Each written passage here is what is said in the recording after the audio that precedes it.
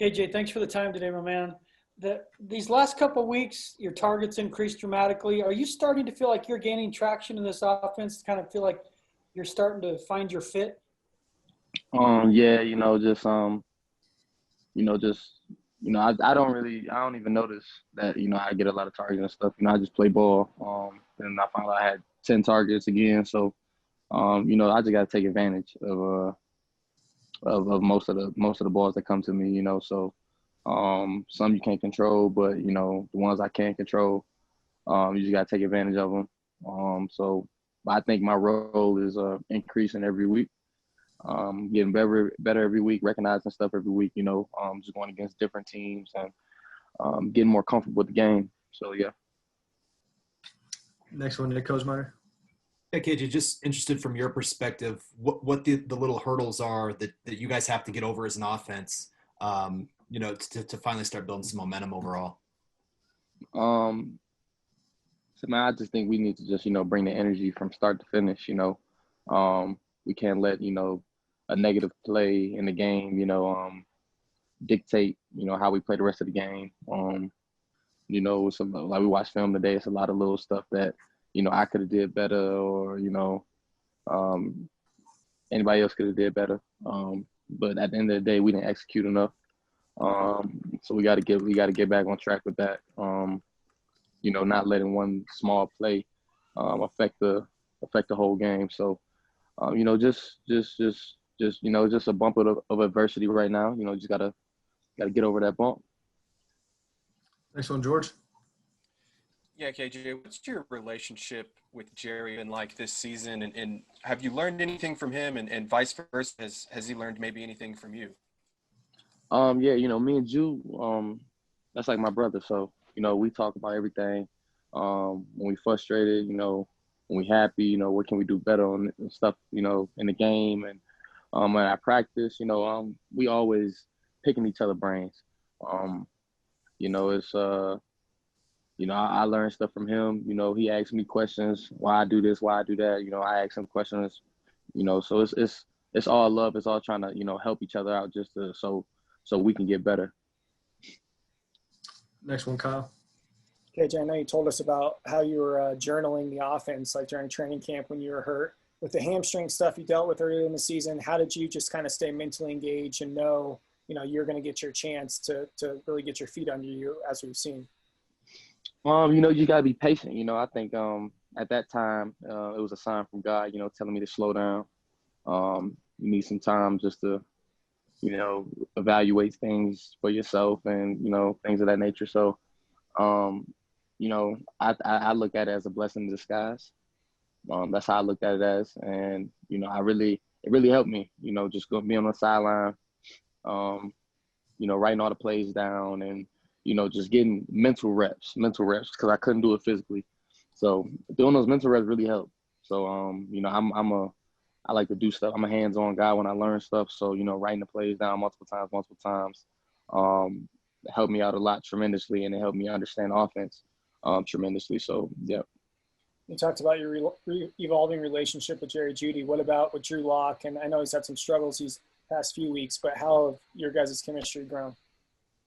I think it's growing each week. I think all of us, receivers. I know I talk to Drew a lot. Like, what you see on this play, what you see on that play. Why'd you do this? Why'd you do that? I like to pick everybody's brain. And Drew's the leader of the offense, so we got to make him feel comfortable back there as a receiver group. Just picking his brain, seeing what he prefers and, seeing what I could have did better on something or, how does he want this route? What's the timing, reads and all that stuff. So just like I said with Jerry, just picking his brain and just learning more. Next one, Andrew. KJ, now that you've got a handful of games under your belt, what do you know now about what it's going to take to succeed at this level compared to the impression that you had before you got to the NFL? It's for sure different in college because, you can blow a team out in college, but when it comes to NFL, it's always a fight. So it's from first to the fourth quarter, always. And that hasn't failed failed yet. So it's every game, you know. So just I think that's like probably the biggest difference. Instead of just, you know, being 40 to zip, 40-7, you know, it's always a close game, like you're down by a point or you're down by 3, you know, so stuff like that. So it's always going to be games when, you know, now that I'm learning. So, but that's the beauty of it. You know, you got to let us game and you got to be a competitive player. Next one, Jeff. Excuse me. KJ, just expanding on what you said about writing the plays down to help you work through them. Mm-hmm. How do you do that? Do you look at the play and then write it down, and then is that what people have seen you with that notebook? Is that what you're doing in there? Yes. So basically, I have the call sheet and I go down from top to bottom, every play, no matter how many plays it is. And usually I use a whiteboard. I use a whiteboard or a notebook. And, you know, I try to know as much about the offense as possible. So it makes me understand it so I can play faster. You know, just from what the O-line is doing, why are they doing this? You know, why I have to tempo this route or why I have to get over there fast. You know, just little stuff like that that'll just help the game within the game. And you know, it really helped. It really helps. So, like I said, I'm a hands-on guy when I try to learn stuff. So I gotta, you know, write stuff down multiple times and, you know, look it over. So just to get the feel for it. Do you keep all those notebooks and everything? I mean, do you have like a big pile of football stuff you've had through the years? I don't have my college ones. I think my college ones are at my house, but you know, Okay. just from camp and now I still have the same notebooks. Okay. You know, I'm not gonna throw those away. Next one, Eric. KJ, coming out of the draft, you were kind of billed as a speed guy, someone to get in the open field. Do you think you've shown another element to your game the last few weeks with your ability to make these contested catches in the middle of the field?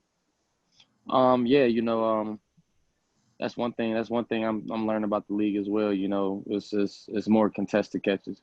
So, you know, the elite guys got to do that. You know, I watch Steve Smith a lot, and just see how he did it. You know, kind of the same frame. He's a little bit more heavier than I am, but you know, he made a lot of those. So, you know, just watching him, seeing how he, you know, elevates to go get the ball, attacks the ball in the air.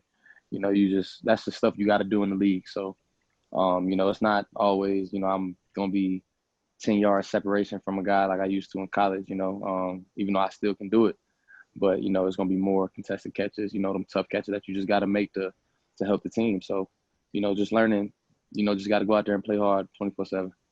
Next one, Zach. Hey, KJ, now that you and Jerry Jeudy have a couple of games together under your belt, what type of duo do you think you guys can be on the field? Honestly, I think, you know, we can the stakes is high. You know, I think we can, you know, shoot for the stars for just a duo, you know, rookies or not.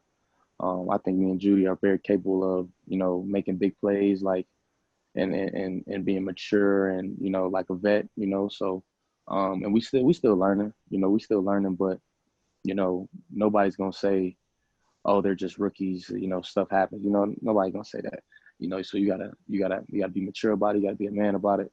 And you know, you just gotta go out there and ball, because these is grown men out here. So you just really gotta go out there and do what you're capable of. And, you know, me and Jeudy, we know we're both capable of.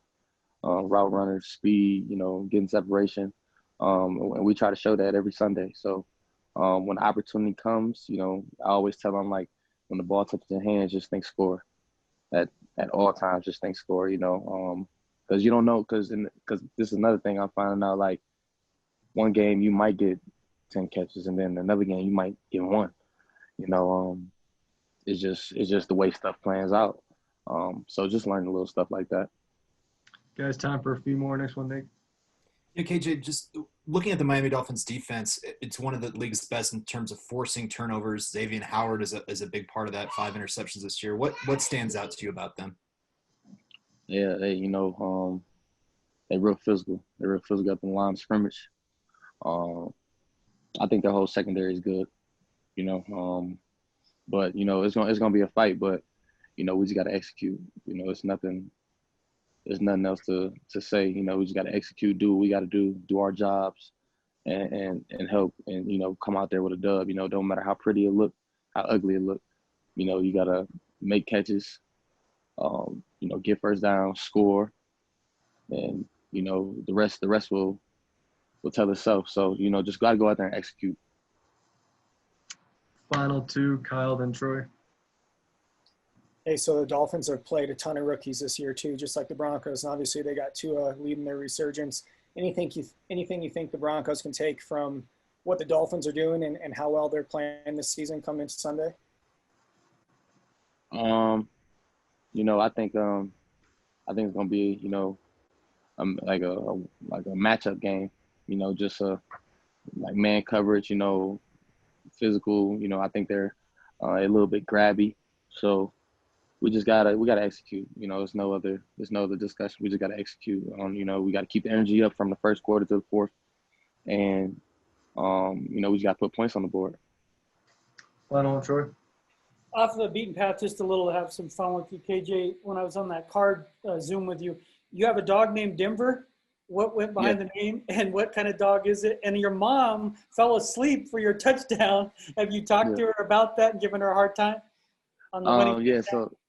So for Mother's Day, I bought my mom a dog. It's a what is that little dude? What is it? He's a Maltese Bichon Poodle or something like that. Because me and my family, we've never liked big dogs. Like I've never been a fan of a big dog. Just because I got allergies and stuff like that, and a lot of big dogs shed. So that was the main reason. But I got her that for Mother's Day. She didn't really tell me what she wanted, so I know she was always talking about a dog, so I just got her little Denver. So and got him after I got drafted Broncos. So of course I named the dog Denver because that's just obvious, and I think it was a nice name. And my mom, she missed the winning touchdown. It is, I don't blame her. My mom's a hardworking woman. She worked midnights, so she's always, she got to sleep in the day and then go to work at night. So, I couldn't be mad at her, as long as she knew. And she called me right after happy, but love my moms though. Cool. Thank you, man.